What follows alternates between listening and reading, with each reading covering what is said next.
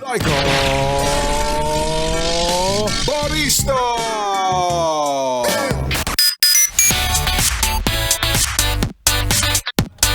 Hi at kaway-kaway sa'yo, yes, prena, sa mga oras na ito ay nagmumuni-muni, nagbubulay-bulay, ang lalim, nagbubulay-bulay. O kung ano ba ang goal mo talaga sa buhay? Goal mo bang yumaman? Pero yun nga lang, magastos ka naman, ganon. Goal mo rin bang magkaroon ng sariling bahay? Pero puro ka naman lakwatsa sa Tagaytay. O, paano ka makakaipon? Kung ako ang tatanungin mo, yes, friend, kung ano nga ba ang goal ng isang Laika barista sa buhay niya? Simple lang.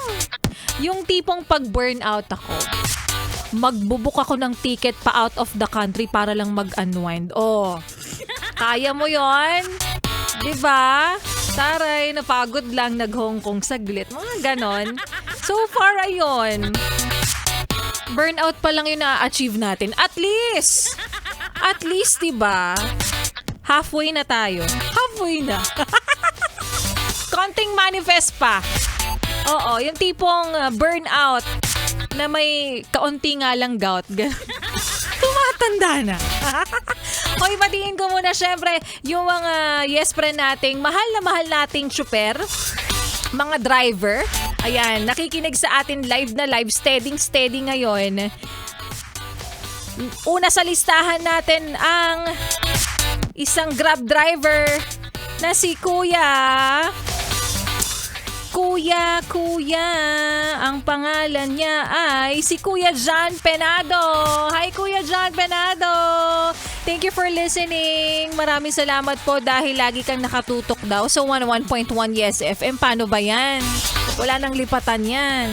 Namomonitor po namin yung mga naglilipat. Oo. Yung mga sinungaling. Oo, alam namin yung mga garahe nyo. At batiin ko rin, yes, but of course, yung nasakyan kong taxi driver at Grab driver din, si Kuya Jimmy Monteroso and si Kuya Jun Alonzo ng Arcade 2 Taxi. Happy listening po sa inyo. Sana kahit mainit ang panahon, hindi rin mainit ang mga ulo nyo. Mga ulo? Chat. Maayong hapong muli sa mga maot at gwapa ni Espera natin.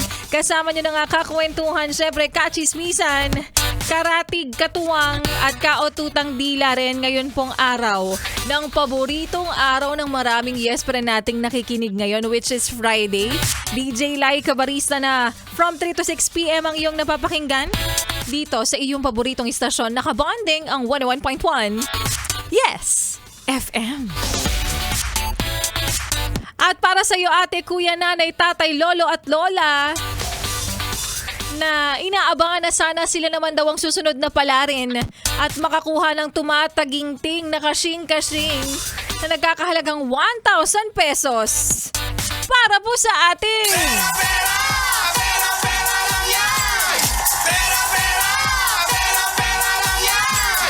Dahil yes friend, kanina nga ay may nanalo na sa programa ni Maria Morena. Ang pangalan niya ay katunog ng paborito mong lugar na pinupuntahan dyan sa may Recto. Sa may bandang Rizal Avenue. Siya ay walang iba kundi si Kuya Anito Maturan. Paborito mo. Kuya Anito Maturan, congratulations sa'yo. Sana narinig mo na kanina yung announcement na ikaw ang nanalo ng 1,000 pesos sa programa ni Maria Morena. At kung sakaling hindi pa, para po sa mga nakakakilala kay Kuya Anito Maturan, ayan, siya po ay nanalo ng 1,000 pesos. Sabihan niyo po siya, inform niyo po siya. At kuya, kung sakaling nakikinig ka sa mga oras na ito, alam mo na, alam mo naman na kung paano natin makukuha ang tumataginting na 1,000 pesos. Simpleng-simple lang naman. Hintayin mo lang na kontakin ka ng aming staff o kaya naman kung sakaling mapadaan ka dito. Oo, malapit-lapit ka sa area namin dito sa CCP Complex, dito sa tabi ng Star City. Pwede mong kunin ang iyong 1,000 pesos dito. At para sa mga yes friend nating nakikinig ngayon, oo, para sa iyo na nag-aabang din na ikaw ay sana'y pala rin din. Sumali ka na, i-register lang yung pangalan sa aming Pera-Pera Lang Yan sa Facebook post po namin na Pera-Pera Lang Yan na matatagpuan sa Yes FM Manila Facebook page. O kaya naman mag-register po sa mga DJs namin, sa DJs ng 101.1 Yes FM, sa mga nag-iikot-ikot at naglilibot-libot at sabihin nyo, magpaparegister po ako para sa Pera-Pera Lang Yan. So good luck po and congratulations in advance sa mga mananalo pa para po sa ating Pera-pera! Pera-pera lang yan! Pera-pera! Pera-pera lang yan! At kapalit ng mga ipinamimigay namin dito, yes friend, syempre, huwag ka nang maglipat ng iyong stasyon. Huwag mo na ring ipihit pa ang iyong talapihitan sa kalaban dahil mamaya sa aking pagbabalik.